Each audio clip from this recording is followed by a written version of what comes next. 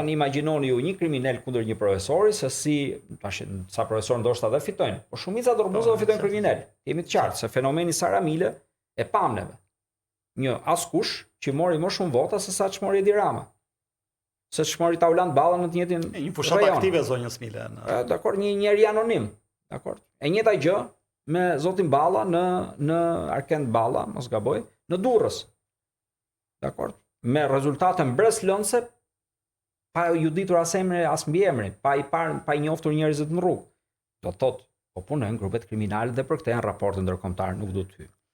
Por, po ju thoja, në sistem mazhoritar sot për sot kjo do jetë e vështirë. Atëherë, kur ti vendos më shumë se një preferencë, e ka përcen këtë fuqinë lokale që ka një grup i caktuar kriminal, një grup i caktuar të fortësh, një grup, le të themi, sa mund të jenë dhe pa interese që nuk janë jashtë jetës, le të themi kriminale, janë brenda jetës sociale, por nuk mund ta fallsojnë shumë sistemin, edhe këta.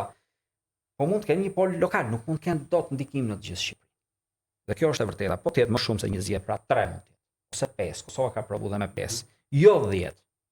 10 është tepër, sepse tani këtu poshtë kumpe 10-ta do na dalin, unë nuk kam asnjë problem ndaj profesioneve të ndershme, po të jemi shumë qartë që për parlamentarizmin pastaj është një bloger mund të jetë më pak i rëndësishëm, ndërkohë që duke të njohur gjithë ja vendosin kryqin. Po e barazojnë për shembull me kryetaren e partisë, e barazojnë me një lider politik të zonës të vet, e barazojnë me një njerëz me kontribute të mëdha, barazohet dhe pse thjesht e njohin si emër, duke pas shumë kryqe, vendosin edhe disa tjerë dhe ndodhi kjo edhe në Kosovë. Pati disa raste. Sa do na vështirë se kjo përfundimin e numërimit të votimit, sepse Kosova e bën më shpejt, po Shqipëria. Po jo, po këtu s'është dëshira, jo se ta bllokon sistemi. Se ja kush Kosova. Unë e gjykoj këtë filluar nga rezultati. Kjo do ishte ndershme për me parë. Parlamenti i Kosovës a është cilësor më shumë se sa parlamenti i Shqipërisë apo jo? Absolutisht po. Nuk ka njëri dyshim për këtë. Pra ky prodhoka një sistem më cilësor. Vota a përkthehet automatikisht në mandate, pra aq saç ke marr vota, aq do kesh mandate? Absolutisht. A ndodh kjo në Shqipëri? Në Shqipëri nuk ndodh. Pse? Ka një parti aty ka marrë 64.000 vota, ka nxjerrë një mandat. Ka një parti tjetër ka marrë 49.000 vota, ka nxjerrë 3 mandate. Tash hajde të shkojmë në shtëpi ke vajzat e mia dhe ti shpjegoj që 49-ta është 3 fish më e madhe se 64. Si t'ja shpjegoj unë? Si mund të thotë dikush tani që ky është një sistem i ndershëm nga ana sasiore? Pastaj nga ana cilësore ato na janë përgjigjur. Kjo zakonisht shoqërohet dhe me pragje.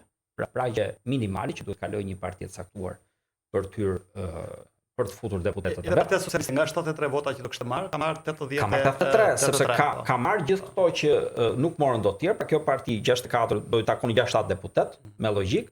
Mori një. Shka sistemi të hënd. Kush i mori këto 5-6 tjerët? Partia Socialiste. Pavarësisht se këta s'kan votuar Partia Socialiste, ka qenë në opozitë. Një tjetër parti mori 50.000 vota, nxorri 2 deputet.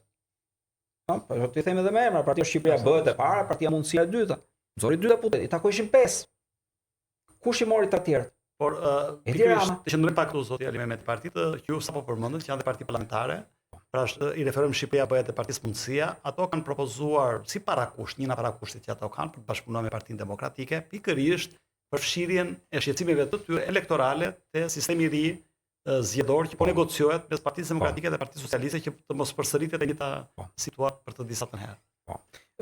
Kjo është e zauruar tashmë, ju e dini që disa javë më parë ka pas një tavolinë nga Forumi për Dialogun Politik, ata organizuan, ku Partia Demokratike ka qenë e pranishme, unë kam qenë i deleguar, zoti Luciano Borxhi si nën kryetari i partisë, po dhe unë kemi qenë deleguar në atë tavolinë, ku shpreh ky shqetësim, nuk ishin pranishëm dy forcat politike që u përmendën, tavolinë nuk ishin, po kërkesat e tyre ishin të qarta dhe ishin pranishme, dhe u mor vendim dhe u mor angazhim, pati diskutim, patjetër. Kjo ndodhi me dyrë të mbyllur, po është bërë deklaratë publike dhe mund ta gjeni deklaratën e zotit Borxhi dhe të zotit Hasimja, që u mor angazhim që kjo do bëhet. Nga kush do bëhet? Nga Partia Demokratike, se ajo ka numrat në parlament, ajo është e pranishme në Komisionin e Reformës Zgjedhore, është dhe Partia Mundësia, ka ndata një deputet, por është marr angazhimi që të shkohet drejt një reforme zgjedhore që të përfaqësojë siç duhet cilën do forcë politike. Dhe pse është e rëndësishme kjo? Kjo nuk është e rëndësishme thjesht sepse mund të çojë opozitën në pushtet, se kjo do ishte një format i tipit spekulativ. Moment, jo. Kjo është një parti që ka luftuar për pluralizmin në Shqipëri. Kjo është një parti që ka kërkuar zgjedhje të tjera dhe që njerëzit përfaqësohen në parti politike dhe kush votohet nga njerëzit jeti pranishëm në parlament. Pra do i qëndroj parimit dhe ideologjisë vet. Dhe parimit dhe ideologjisë vet është që nëse ty takon 6 deputet, ti duhet të kesh 6 deputet aty brenda. Nëse mund të takojnë një duhet të kenë.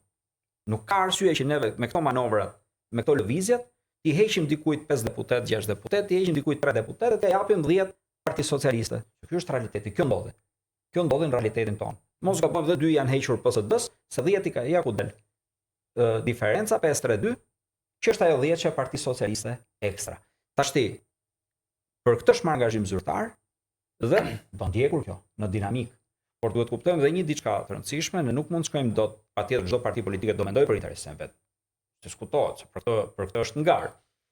Por do të kuptoj edhe unë e quaj qartësi ambientale. Duhet kuptoj çast kur ulet tavolinë për diskutu, secili ka peshën e vet. Pra ne ulemi si të barabartë dhe diskutojmë, por duhet kuptojmë që edhe pse po bëjmë sikur po ignorojmë diferencën, diferenca ekziston.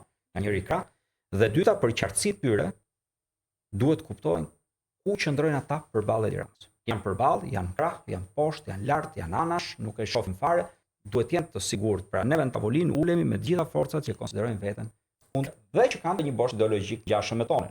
Është dhe një forcë tjetër që është ideologji ekstremit majt me tonë drejtën, nuk gjej vend për bashkëpunim.